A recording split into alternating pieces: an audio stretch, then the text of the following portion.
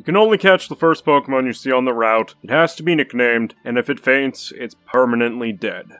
These are the traditional rules of a Nuzlocke, and like many things over the years, people have found a way to make it even more complicated. Myself included, as I attempted to add numerous rules to a Nuzlocke, and I just couldn't win after multiple attempts, because what I ended up discovering after the fact was that I attempted to add even more RNG into a game based on RNG already. Oops. So instead of seeing me suffer and not winning anything, I'm gonna do a Hardcore Nuzlocke instead, where my chances of losing are surprisingly less.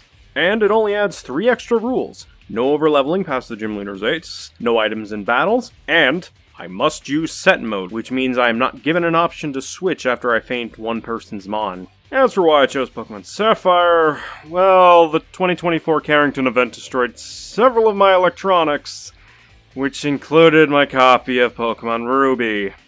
Great. Speaking of destruction, our game begins with our character experiencing potential brain damage, all because the mom didn't want to spend $5 extra on a truck with 2 seats. Oh well, out of the professor getting chased by a raccoon he could just smack away but doesn't want to. We steal one of his starters, in my case Mudkip, defeat the Zigzagoon, and then drag May's ass back to town while also beating up her stupid gecko-looking thing. Also I nicknamed my Mudkip Aries. Because. Okay, now our journey can properly begin, and I get the Zigzagoon that was such a terror to an adult man. Her name is Zap. On the route near that, I get a Lotad and I name it Quacka. And later, I find a Wingull named Logpost, who I'm sure will go very far in this game. In Paddleberg Woods, I was looking for a way out when I found a Shroomish that I caught, and then named it Laranchar. Oh, and there was also some guy in blue or something. Moving on to our first gym, where it's exceptionally hard. So like all obstacles in my way, I chuck a mushroom at it and I end up winning. While I was burying the dead, someone steals from a rich fuck, and I'm forced to deal with getting it back. Oh, and I also get this nasty looking thing.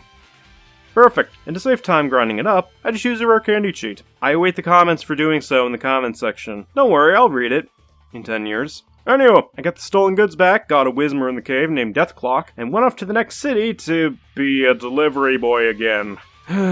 It would, however, open up an idea for me. See, I need to deliver this item in the Dewford Cave, and I brought some repels so that I don't risk damaging the item. And that lasted for 5 minutes before they broke thanks to this fucking thing. Fortunately, I caught it, and after nicknaming it Yor, I was able to deliver the goods and go to the gym, where Yor surprisingly stomped it. Never thought it was a ghost type. I'm sure this will be good for later. Speaking of good, we got a bunch of evolutions, and also a corpse. Let me just go nickname that real quick. Perfect! I'm sure this will go places, like the Death Box. Well, looks like yours to pick up the slack again. Anyways, we make it to Mauville, where... Who's the sassy lost child? Oh, whatever, we beat him up and take on the 3rd gym. So, I initially planned on using Deathclock the Loudred to deal with Magnemite with Uproar, then he got a high roll and a crit with a Thunderbolt. So Yor and Aries the Marshtomp have to clean up this RNG-based mess, and thanks to them constantly switching in the fight against his ace Magneton, they were able to drain all of Magneton's moves that directly hit the opponent, and secured victory for the team. After a short stint with some more blue guys in the volcano, we made it to the 4th gym, which I thought we could handle easily.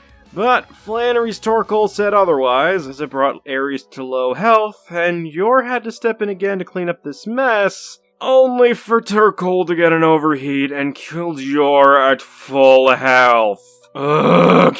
But with Yor's sacrifice, Zap was able to finish it off and secure us the victory. But with the death of one comes the birth of another, and thus, welcome to the team, Sheva! Which I only realized after writing the script was spelled with 2 E's and not 1. Whoops. Anyways, time to deal with the 5th gym, who turns out to be our father. But thanks to Laranchar as well as Shiva, we were able to defeat him and claim the badge with no deaths. Unfortunately, the next gym would be a massive hurdle to climb over since it's Winona, the flying gym. But I recall there was a mystical fish available in one of the routes up to Winona. One that existed in 4 tiles and randomized with each playthrough. Could this being be the one to help slay Winona's team? Welcome aboard, Splash. Good news, you beat Winona. Bad news, we lost Zap in the process to a fucking Skarmory. Are you kidding me? Oh, and worse news? We have to deal with these pricks again in order to progress the story. So we beat them up and then run into this white guy who gets a red orb before he leaves. What is it with white people wanting a red object that can summon shit? It never ends well for them. Whatever. Time to beat up the next gym, which is a mandatory double battle. God damn it. Fortunately, the twins stand no chance against the mighty Aries and splash the red dragon, and we secure the next badge. But before we can go and get the last badge, we have to deal with the blue team again. Enough! We are called Team Aqua! Why don't you take us seriously? Oh, that's easy, because you're a fucking laughingstock, Archie. Expanding the seas. Hoenn is 90% water already, and you want to summon a whaler with dollar store LED lights to make it 100%? Get the fuck out of here. Seriously, you only became interesting when you transformed from bootleg Ben Shapiro to a sexy pirate. Also, while I was polluting your waters with my trash talk, my mons beat up your team. Aye, fuck this! Kyogre, destroy— Boom! Yeah, as if I was gonna catch that thing. Kyogre fucking sucks. Anyways, on to Wallace, which we were able to take out as a team. But now it's time for the last obstacle. The Hoenn Elite Four and the champion. Would our efforts be enough to claim the throne? Would it all go to waste? Well, there's only one way to find out. Once I structure my team and their moves first. First up was Sydney. I lead with Laranchar to deal with his Mightyena, then swap to Ares to deal with his Absol and Cacturn. Flash and Shiva took care of his Sharpedo, and Nimbus the Altaria dealt with his Shift Tree, giving us the first win. Phoebe was less lenient in terms of a fair challenge thanks to her Dusclops using Curse, but thankfully, Ares was able to KO it. Unfortunately, I had to swap out to Shiva to remove the Curse, and then switch back into Ares to deal with a good chunk of her team. And then her last Dusclops showed up, and Splash had to come in and save Ares' skin from Davy Jones's locker. Thanks, Splash. Next up was Glacia, the Ice-type Elite Four. Sure, I had 2 fighting types on hand. That did not at all ease my fears, unfortunately, because I recall Glacia being a problem, especially with her mons that have sheer cold. So I send out Shiva, and surprisingly, it takes out 4 of her mons. Did not predict that would happen. But then she sends out her Walrein, and I switch into Splash and get a necessary Thunderbolt crit to secure the win. Drake is up next, but instead of dropping shit beats, he drops shit tier dragon types, and Ares and Nimbus are on cleaning duty. Sorry guys. And so that leaves us with Steven Stone, the champion of Hoenn. I take down a Skarmory and Claydol with Splash, but I have to switch out for Shiva when Armaldo comes out, and because I forgot to use Cross Chop like an idiot, Shiva falls. Damn it. Ares was able to take it down as well as Aggron, and then takes down Cordeli in a close match, which surprised me because of that thing's typing. But when it came down to my ace versus Steven's ace, Ares was slain.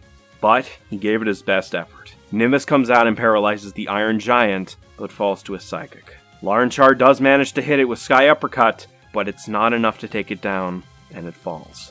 I send in Boruto and try to use evasion hacks, but Metagross manages to land a Hyper Beam and one-shots it. My entire team nearly wiped out by this beast. This is not good. But I'm not down and out yet, and with Steven now out of full restores, it just needs one more good hit. So with one last button push, I send out Splash, I use Waterfall, and Metagross goes down, winning the run. Whew. Yeah, I am never doing this again. Next video is going to be a review. Thank you all for watching though, and take care.